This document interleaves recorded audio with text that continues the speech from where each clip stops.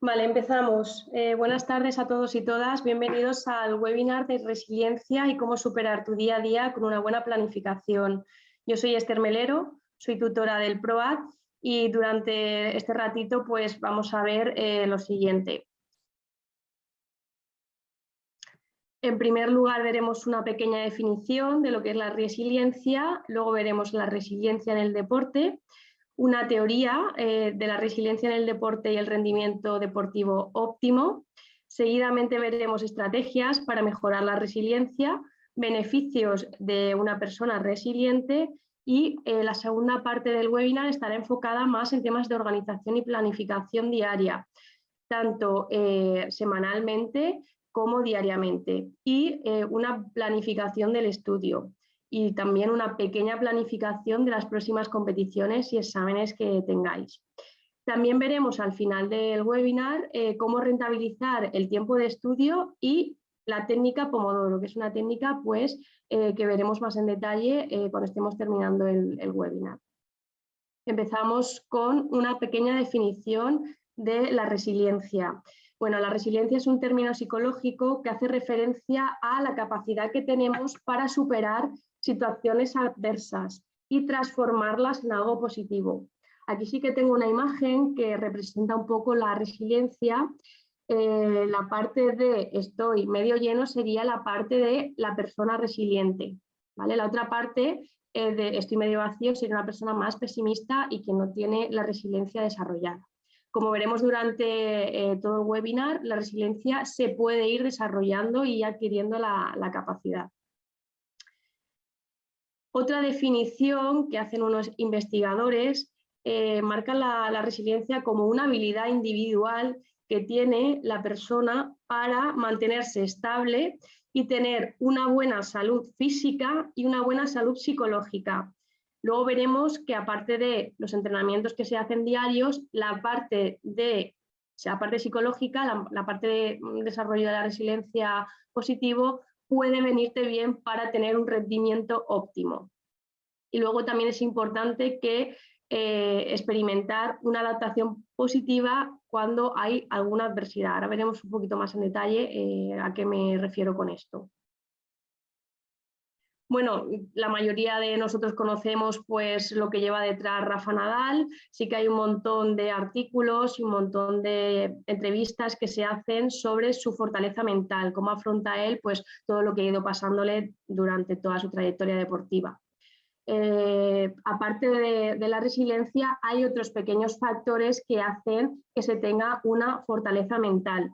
Rafa Nadal en concreto dice que para tener fortaleza mental tienes que tener resiliencia, concentración y una capacidad muy alta de autoconocimiento. Estas son como las tres principales capacidades que tienes que tener para tener fortaleza mental. ¿Vale? Él, en esta entrevista que vemos aquí abajo, da en detalle un poco pues, cómo se desarrolla él con estas capacidades para su día a día en el deporte. Entonces es muy interesante que si podéis veáis este vídeo, pues es que explica él de manera personal en una entrevista pues cómo hace él para poder afrontar pues, todas las adversidades que le han pasado y que le pasan en su día a día y cómo ha podido desarrollar la fortaleza mental. Vamos a ver ahora qué otros factores son importantes para poder tener resiliencia mental. Estaría por otra parte la perseverancia o la constancia que tiene una persona en el día a día y un deportista también pues para poder llegar a los objetivos que se marca, el optimismo o la esperanza en el día a día para marcarse unos objetivos de manera optimista, pues intentar llegar a ellos, tener una autoconfianza es muy importante en la resiliencia, un manejo de la presión y del estrés muy, muy bueno. Como hemos comentado también, el optimismo, la actitud positiva, el establecimiento de objetivos, saber muy bien hacia dónde me quiero dirigir y qué pasos tengo que seguir para llegar a ese objetivo. Y por último, el compromiso, comprometerme con, pues si tengo una planificación de X objetivos a cumplir, comprometerme a cumplirlos. Vamos a ver ahora un poco enfocado en el deporte, la resiliencia en el deporte, ¿vale? Porque ¿de qué sirve tanto trabajo en los entrenamientos si tu cabeza al final te juega una mala pasada? ¿vale? Entonces, por eso es tan importante trabajarnos a nivel psicológico de cara a las competiciones o de cara pues, a los entrenamientos diarios.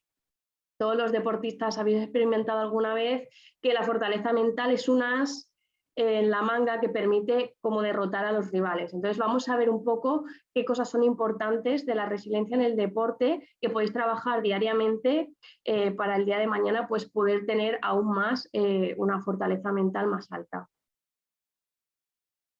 En primer lugar, podemos ver el ser consciente de los pensamientos que te van viniendo. Es decir, buscar aquellos pensamientos que suman y darnos cuenta qué nos pasa por la cabeza.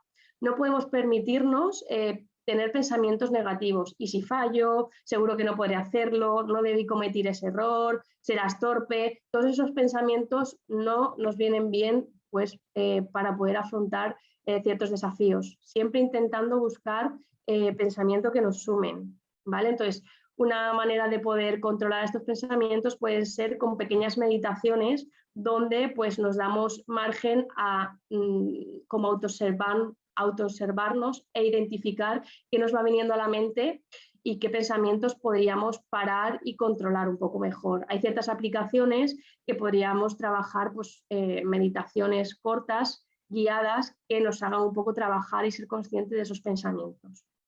Vamos con una segunda cosa, que es no medir exclusivamente los resultados, sino que hacerlo también con los rendimientos que tenéis, ¿vale? En el resultado influye pues, el rival, el árbitro, incluso el tiempo, pero en la ejecución deportiva solo os mandáis vosotros, los deportistas. Entonces, es muy importante marcaros esto como prioritario, ¿vale? El rendimiento también es muy importante, no solo el resultado. Y luego hay que aceptar también el fracaso como parte de la competición, no como algo que determina y te califica como deportista. Entonces, en algún momento vamos a pasar por esto y tenemos que levantarnos con ánimo y ver en qué hemos fallado y qué pequeñas cosas podríamos mejorar de cara a la siguiente competición, no quedarnos ahí anclados en el fracaso. Por otra parte, es muy importante controlar las emociones y no dejarte llevar por ellas. Esta imagen es muy clara de pues, que en un momento dado pues, hay una injusticia y quieres de repente reclamarla, pero sí que es importante pues, pararte a pensar un par de segundos y actuar, no directamente llevarte por la emoción, porque eso es lo fácil y tienes que intentar sentirla y gestionarla de la mejor manera posible, porque esto también nos puede afectar de cara a las competiciones.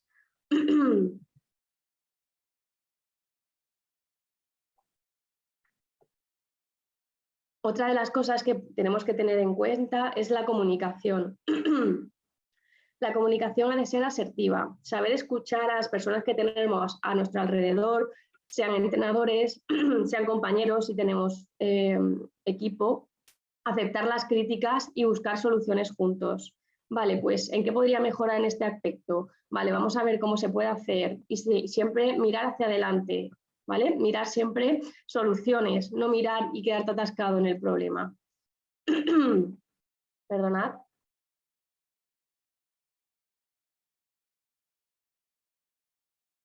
Bueno, este es otro claro ejemplo que ahora está pues hablándose mucho de él, es creer firmemente en tus posibilidades, confiar en todo el trabajo que has realizado ya. Y si lo has realizado ya, si alguna vez has sido capaz en los entrenamientos de llegar a X potencial, ¿por qué no vas a llegar a ese potencial en la competición? ¿Vale? Hay que pensar más y por qué no me va a salir de nuevo en vez de y si no soy capaz de repetirlo. Siempre el diálogo interno que tengas contigo mismo tiene que ser positivo. Luego tenemos la parte de la concentración. Tenemos que evadirnos un poco del entorno y centrarnos completamente en la competición, dejarnos de lado el público, los gritos, el intento de los rivales de sacarte del juego. Estar totalmente centrado por y para competir y dejarte a un lado lo demás. Sé que es difícil, pero una vez estás dentro no hay nada más que la concentración y la competición.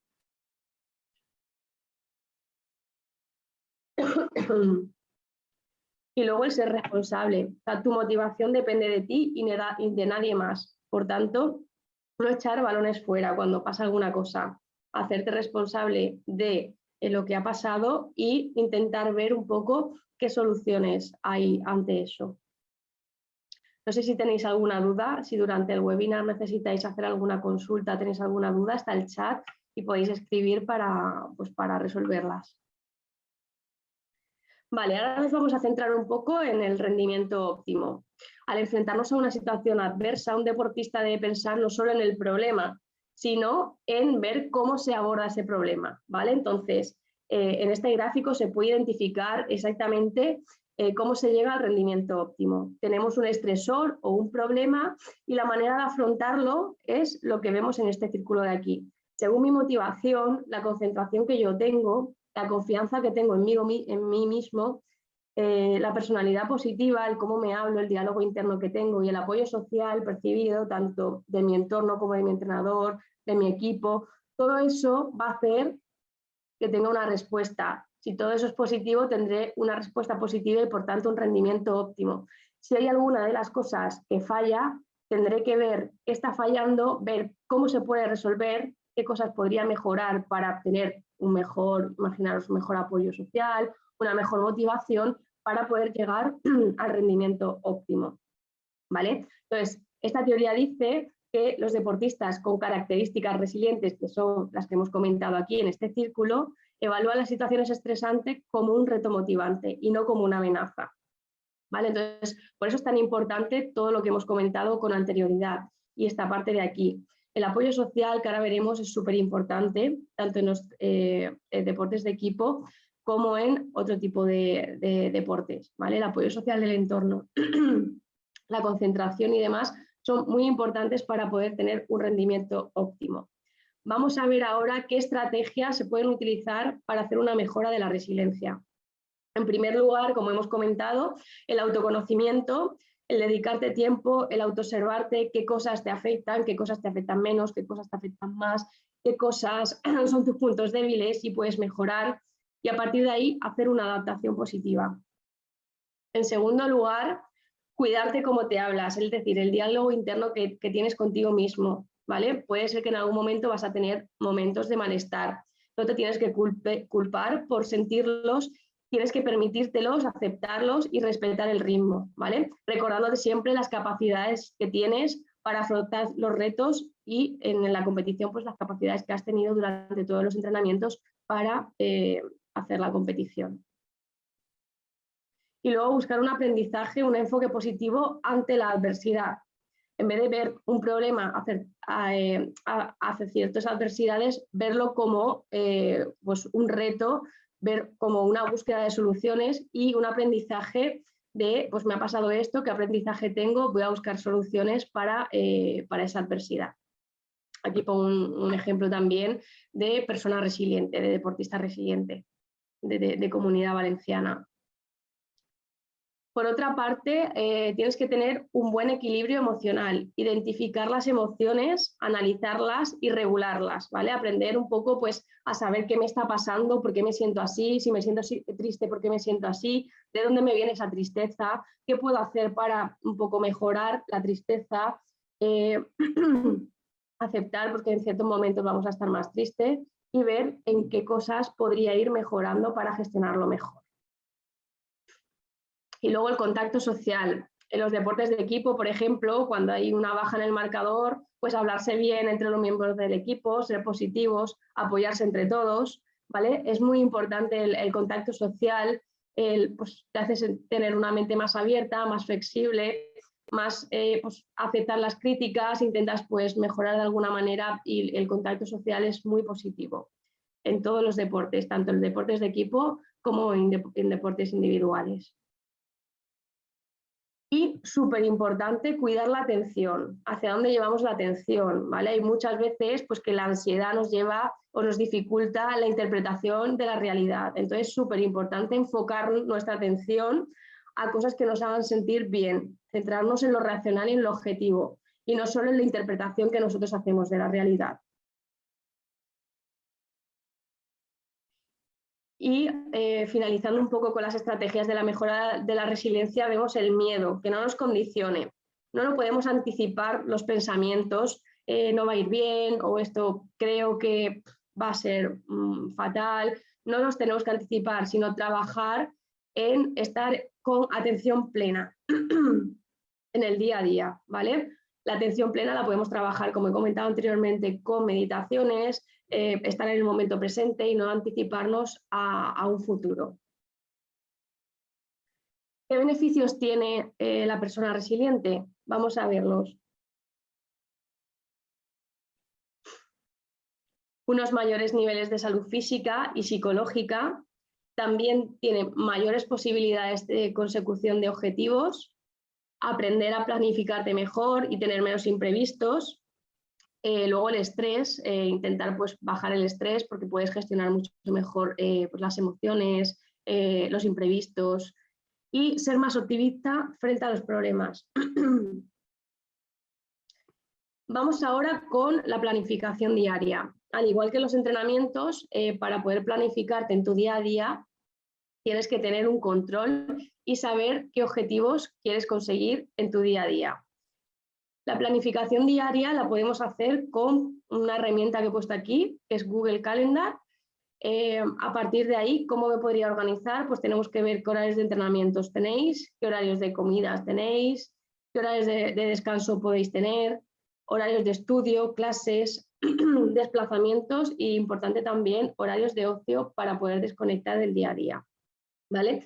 Yo he puesto aquí un ejemplo de cómo podríais hacerlo un día. Y luego también tenéis Word, que podéis hacer una organización semanal como esta de aquí. Yo os podría pasar la plantilla para que lo reflejéis. Y aquí sí que es, pues, hora tras hora qué tengo que hacer para que, pues, poder organizarme y ser más eficiente. Vamos ahora con la planificación del estudio, ¿vale? Para poder tener una buena planificación de estudio es muy importante ver qué contenidos tengo que estudiar, qué tiempo tengo para estudiar esos contenidos, qué objetivos tengo que conseguir, es decir, qué temario, qué temas tengo que estudiar, de qué tiempo dispongo y cuándo suelo estar más concentrado. Vale, como hemos visto anteriormente está el horario general y ahora vamos a ver aspectos más concretos para hacer un horario de estudio. Vamos a ver la dificultad del contenido, si es materia más teórica o más práctica, el cansancio, es decir, por la tarde igual estoy más cansado, pues por la tarde igual me pongo un temario más sencillo, por la mañana me pongo un temario que requiera más atención. Vale, he puesto un ejemplo aquí para ver un poco cómo lo podríamos distribuir. Un ejemplo de primero de bachillerato. Yo tengo un examen de historia, que son 8 temas, y un examen de inglés, que son 5 temas. ¿Cómo lo podría distribuir? Pues imaginaos que este es el mes de octubre, pues el examen lo tengo el día 18. Vamos a ver, pues el sábado tengo 2 horas, pues en 2 horas me puedo estudiar el tema 1 de historia, el domingo tengo 3 horas o 4 horas, me puedo estudiar el tema 2 y 3 y así sucesivamente con el resto de las semanas. En huecos que vaya teniendo me voy poniendo los temas que tengo que estudiar para poder llegar aquí al 13 y 14, que solo sea el repaso y directamente ya vaya al examen. Y con el examen de inglés igual. Esto es un ejemplo, vosotros tenéis que ver un poco qué temarios tenéis, qué objetivos queréis conseguir o si el objetivo es el examen, con qué tiempo dispongo, qué temario tengo, es decir, es un tema, son 5 temas y repartirlos por días. Esto sería otra de las maneras de poder planificar exámenes y competiciones. Es decir, en la universidad tengo los exámenes planificados pues, desde hace 2 meses. Voy a ver qué exámenes tengo, qué horarios tengo, qué competiciones tengo para calcular un poco tiempos y organizarme, como anteriormente he explicado, los exámenes. ¿Cómo podéis rentabilizar el tiempo de estudio? Lo primero de todo es estudiar en un espacio adecuado. Si sé que en casa me entretengo con cualquier cosa, me levanto cada 2 por 3 y demás, pues intentar las 2 o 3 horas que vais a estar estudiando, iros a la biblioteca o a algún lugar cercano donde estéis más concentrados y buscar un sitio siempre donde las condiciones sean adecuadas y estéis centrados. El tema de las distracciones, ahora con el móvil estamos constantemente conectados, entonces intentar evitarlo. No tenerlo al lado porque al final tiendes un poco a cogerlo, me ha escrito alguien, voy a mirarlo, sino pues sacarlo de la habitación o dejarlo en otro sitio donde no lo tengáis tan accesible. Luego es súper importante repasar regularmente, pues para poder un poco consolidar aprendizajes. Me he estudiado ciertos temas, voy a dar un repaso a los temas para consolidar aprendizajes y a partir de ahí ya directamente luego voy al examen. Y conocerte un poco como estudiante, cuáles son los estilos de aprendizaje y las metodologías de estudio. Es decir, si me va mejor estudiarlo y luego decirlo de viva voz, o si me va mejor estudiarlo y luego escribirlo o hacerme esquemas, buscar siempre la mejor manera para vosotros. Y no es lo mismo estudiar mucha teoría para un examen de desarrollo que teoría para un examen tipo test. Entonces, todo eso es ir adaptando la metodología de estudio según el examen y según el método de aprendizaje que tengáis. Yo una técnica que propongo que sirve y que va muy bien es la técnica Pomodoro. No sé si la conocéis, es una forma de administrar el tiempo de trabajo, planificar y ejecutar para ser más productivo.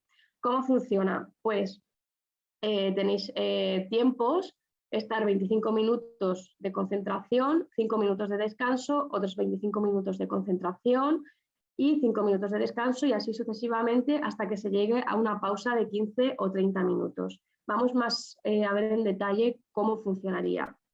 Sería, en primer lugar, decido estudiar, imaginaros el tema 1 de historia, me pongo el cronómetro o incluso hay aplicaciones para poder aplicar la técnica Pomodoro, me pongo a estudiar, 25 minutos concentrada en eso y en cuanto me suene el cronómetro, paro 5 minutos de descanso, pues me levanto, cojo, bebo agua, sigo otros 25 minutos y así sucesivamente, hasta llegar a las 2 horas aproximadamente y ahí ya hago un descanso de pues, 15 minutos, media hora. Es una técnica que viene muy bien cuando se tienen dificultades de concentración, porque ahí estás marcado 25 minutos que sabes que tienes que estar concretamente enfocada en esa tarea que te has propuesto y no hay nada más que eso, ¿vale? Entonces, además de esta técnica hay otras técnicas más, pero si os cuesta pues, concentraros o no veis nunca el momento, pues esta técnica la podéis utilizar o hacer 25 minutos, 5 de descanso, otros 25, 5 de descanso y ahí tendríais prácticamente una hora de concentración plena en lo que estáis haciendo. Ya por último, viendo todo lo que hemos estado viendo durante el webinar, es muy útil mirar al pasado como mejor maestro para ver y reconocer un poco el fracaso, las frustraciones que forman parte del proceso y identificar todo eso para potenciar, aprender de ello y sacar la mejor versión de nosotros. Muchas gracias por vuestra atención. Aquí tenemos el teléfono de contacto por si queréis contactar con nosotros para cualquier duda o cualquier información sobre el PROAD. También tenemos un correo de atención al deportista de élite, redes sociales, tanto Twitter como Instagram y la página web. Os dejo un par de minutillos por si queréis coger nota. Cualquier cosa que necesitéis, estamos a vuestra disposición. Muchas gracias a todos.